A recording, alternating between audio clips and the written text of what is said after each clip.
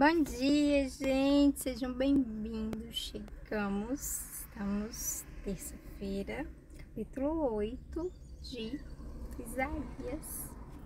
É isso, vamos começar orando. Tô correndo porque eu ainda tenho que bater meu ponto e eu cheguei aqui atrasada. Mas tem um motivo muito válido e tá na bênção. É bênção todas as coisas, amém? Bora lá. Cumprir o nosso compromisso matinal. Amém, Jesus? Obrigada pelo dia de hoje. Obrigada, Senhor. Obrigada pelo emprego nosso, pela nossa família, pela noite, pelos nossos pastores, pelos nossos amigos, por todos aqueles que nos aconselham, por todos aqueles que o Senhor usa, por todos aqueles que o Senhor, sabe, que o Senhor tem, tudo aquilo que o Senhor tem nos dado de bom. Nós te agradecemos e colocamos tudo diante de Ti, que todas as vozes, as coisas se acalmem, toda a agitação que possa haver aqui no espírito de alguém, a ansiedade, o medo, sabe, Deus, que essas coisas neste momento se submetam a Ti, ao Todo-Poderoso, aquele que é o dono da paz, o príncipe da paz. Em nome de Jesus, nós oramos e te pedimos olhos, ouvidos, mente e coração aberto para ouvir a Tua voz, a Tua palavra. Que o Senhor nos ensine a andar pelos Teus caminhos. É o que eu oro, que eu te peço em nome de Jesus. Amém. Vamos? Rapidamente. O capítulo é bem interessante, tem muita coisa. Então, simbora. Vai dizer o seguinte. Capítulo 8, né? O Senhor Deus me disse: pegue uma tabuleta. Ai, eu acho que eu vou tacar a lupa. Acho que eu vou ficar com um pouquinho de ar.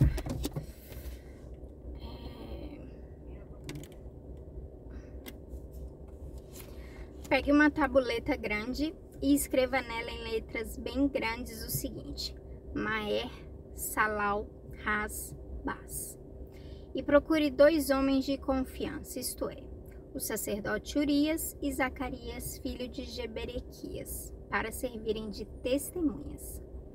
Algum tempo depois, a minha mulher, a profetisa, ficou grávida e deu à luz um filho. Aí o Senhor me disse: ponha nele o nome de Maer, Salal, Ras, Bas, pois antes que ele aprenda a dizer papai ou mamãe, o rei da Assíria levará embora todas as riquezas de Damasco e de Samaria. O Senhor falou comigo de novo. Ele disse: esse povo não quis as águas calmas do riacho de Siloé e está tremendo de medo do rei Rezim e do rei Peca.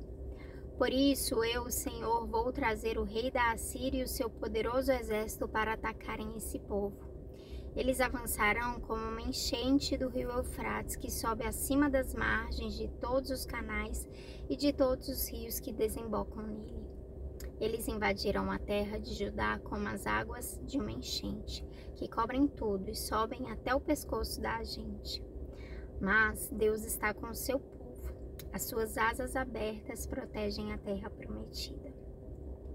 Reúnam-se, povos, mas fiquem com medo, escutem todos os países distantes. Preparem-se para a guerra, mas vocês serão derrotados.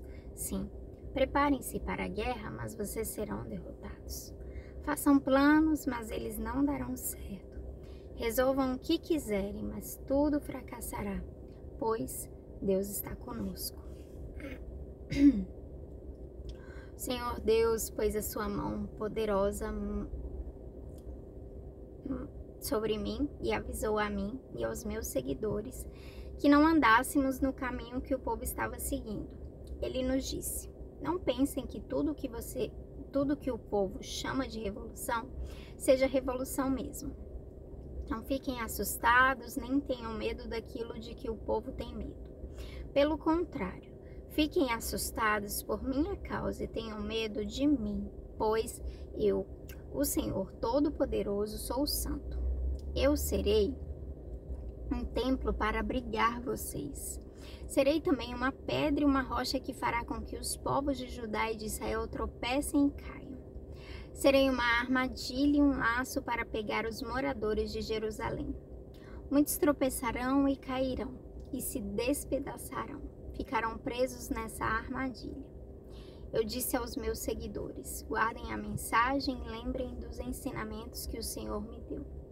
Ele se escondeu do seu povo, mas eu confio nele e nele ponho a minha esperança. Aqui estou eu, com os filhos que o Senhor Deus me deu. O Senhor Todo-Poderoso, que mora no Monte Sião, nos enviou para sermos sinais que causem espanto ao povo de Israel. Algumas pessoas vão pedir que vocês consultem os adivinhos e os médios, que cochicham e falam baixinho. Essas pessoas dirão: precisamos receber mensagens dos espíritos, precisamos consultar os mortos em favor dos vivos. Mas vocês respondam assim: o que devemos fazer é consultar a lei e os ensinamentos de Deus. O que os médios dizem não tem nenhum valor. O povo andará de um lugar para o outro, sem rumo, desanimado e com fome. Por causa da fome ficarão com raiva e amaldiçoarão o seu rei e o seu Deus. Olharão para o céu e depois para a terra e verão somente sofrimento e escuridão, trevas e angústia. Porém, não poderão escapar delas. Esse é o capítulo 8 de Isaías. E eu quis ler tudo. E aí eu vou colocando algumas coisas que me chamam a atenção. Primeiramente, o Senhor primeiro fala para Isaías pegar ali uma tábua grande e escrever em letras garrafais e grande essas palavras: Maer, Salal, Has, Bas. Salvo erros de pronúncia. E ele faz isso. Depois de um tempo, a mulher dele, a profetisa, ela fica grávida. E Deus vira para ele e fala: coloque no seu filho este nome, Maer, Salal, Has, Bas. Qual o significado deste nome, Senhor? Já que ontem a gente já viu que Gesar Azub, sei lá qual, né? Sear Jazub quer dizer uns poucos voltarão. Nossa, Senhor, que nome diferente. Mas glória a Deus ali, né? Mas e aí? E esse, Senhor? Por que colocar esse nome? A palavra hebraica aqui traduz... Não, pera. Cadê, gente? 8. Maer Salal Has Bas em hebraico quer dizer furto rápido, roubo veloz. Deus, por que eu vou colocar o nome do meu filhinho de Maer Salal Has Bas? Furto rápido e roubo veloz. E mais uma vez o Senhor fala que o filho dele seria uma profecia ambulante, né? Uma pessoa da qual andaria. E antes dele falar papai e mamãe, conforme, né, a continuação aqui do texto, vai dizer que tudo ali seria roubado. Tudo ali o rei da Assíria levaria, né? Pois antes que ele aprenda a dizer papai ou mamãe, o rei da Assíria levará embora todas as riquezas de Damasco e de Samaria. Damasco era capital da Assíria, se não me engano, não lembro. E Samaria de Israel. Enfim, cumprindo ali aqueles 65 anos. Mas isso era algo impossível que eles não viam como acontecer, né? E aí, beleza. E aí, beleza. E aí continua uma série de coisas falando que Deus estava sempre protegendo aquele povo. Deus estava com as suas asas estendidas sobre aquele povo, ainda que eles estavam sofrendo uma derrota após a outra, ainda que eles estavam fazendo planos e não dando certo, ainda que eles estavam se preparando para a guerra, mas eles eram derrotados, ainda que eles cumprissem algo, Deus falava algo e eles meio que faziam ali, não dava certo e aquela coisa estava difícil de romper. E o Senhor avisa ao profeta e os seus seguidores: confiem em mim, continuem confiando em mim. Eu sou Deus, eu sou santo, eu sou poderoso, eu vou guardar vocês. E aí Isaías também vai dizer que alguns começariam a falar, nesse desespero, começaria a falar, não, vamos consultar os mortos, vamos consultar os feiticeiros, vamos consultar outra, porque com Deus não tá dando certo. E ele virava e ele dava a seguinte mensagem, não, vocês vão falar, vamos consultar a lei do Senhor. E aí vai dizer que o povo ficaria andando de um rumo sem lá, né, perdidos, sem rumo, de um lado para o outro, e eles começariam a passar fome, e aquilo que eles estavam chamando de conspiração, na verdade não era uma conspiração, era para acontecer. E agora trazendo para nossa vida, gente, ontem eu fui conversar com um pastor, porque lá em casa somos eu e minha mãe. Ai, gente, tô com calor. Lá em casa somos eu e minha mãe. E eu, graças a Deus, fui alcançada por Deus. Graças a Deus, minha casa, minha família, nós entramos, né, desde ali, já tem uns 20 anos de crente, no mínimo, de estar nessa linha aí de ser cristã, e nós aprendemos a ouvir Deus, e nós começamos, e a nossa vida, em muitas áreas, em muitas coisas,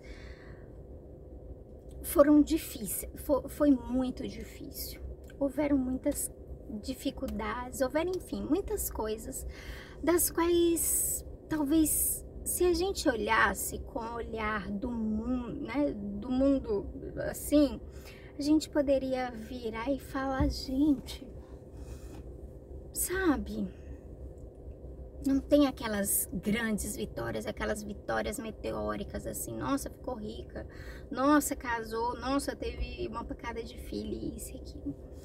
Mas a nossa vida, ela sempre foi conduzida por Deus. E é uma constante, sabe? E por que eu falo sobre isso?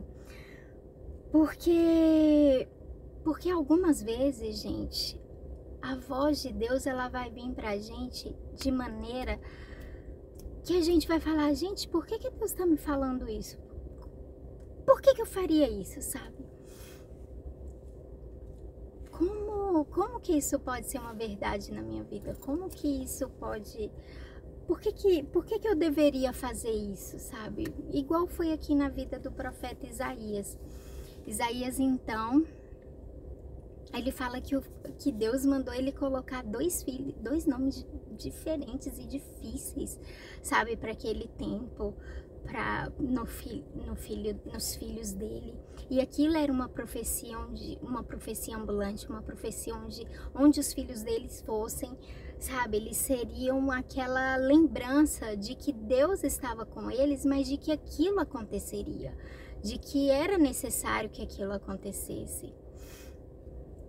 E às vezes Deus fala com a gente e a gente precisa seguir mesmo assim. É que eu queria entrar numa parte, só que eu acho que não vai dar tempo. E tá difícil, então talvez nem seja para entrar nessa parte. Mas então que a gente fica com essa palavra, sabe? Com essa questão assim de que, em primeiro lugar, Isaías, então, ele precisou ter essa sintonia fina, esse contato muito sério com Deus, de entender que o Senhor estava querendo aquilo, né? E de que mesmo assim não era uma palavra em relação à sua vitória, sabe? O povo continuava sendo derrotado, as coisas continuavam não dando certo, mas ainda assim o Senhor estava conduzindo aquela história, estava, sabe? Se eles seguissem, se eles acreditassem, eles levariam o crédito de falar, cara, você foi um profeta de Deus, você acreditou quando nada parecia dar certo, você ouviu a voz de Deus quando, sabe, parecia que a sua vida era um fracasso, era ruim ouvir. Então é isso, nosso tempo se esgotou, eu vou parar de falar. Quem sabe depois o Senhor esclarece mais as coisas. Amém? Bom dia, Isabel, seja bem-vinda. É isso, gente. Beijo. Tchau.